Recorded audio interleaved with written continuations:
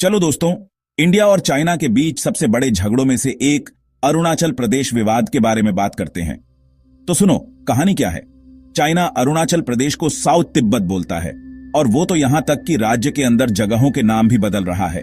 लेकिन इंडिया, अरे इंडिया को यह बिल्कुल पसंद नहीं है। इंडिया चाइना की बात मानने से साफ मना कर देता है और कहता है कि अरुणाचल प्रदेश इंडिया का ही हिस्सा है। जरा पुराने जमाने में चलते हैं। इस इलाके को लेकर इंडिया और चाइना के बीच तनाव कोई नई बात नहीं है। ये 1961 के इंडो चाइना वार के समय से चला आ रहा है, जब चाइना ने कुछ समय के लिए अरुणाचल प्रदेश के कुछ हिस्सों पर कब्जा कर लिया था। 1914 में बनी मैकमोहन रेखा बॉर्डर को दिखाती है, पर चाइना इसे मानता ही नहीं। मतलब इस बॉर्डर के झगड़े की जड़ें बहुत पुरानी हैं। लेकिन चाइना को अरुणाचल प्रदेश में इतनी दिलचस्पी क्यों है? देखो, इसके कई कारण हैं। पहला, यह जगह बहुत जरूरी है। ये इलाका एक बफर जोन की तरह काम करता है और यहां से पहाड़ों के जरूरी रास्तों पर कंट्रोल मिलता है।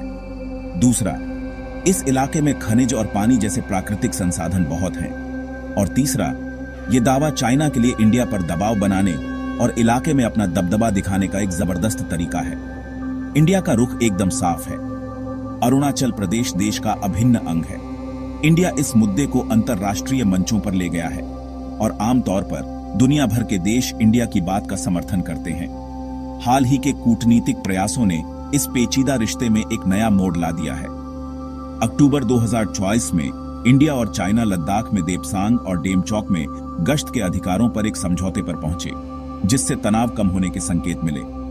साथ ही उसी साल ब्रिक्स समिट में पीएम मोदी और राष्ट्रपति शी जिनपिंग की मुलाकात से रिश्तों में सुधार की उम्मीद जगी।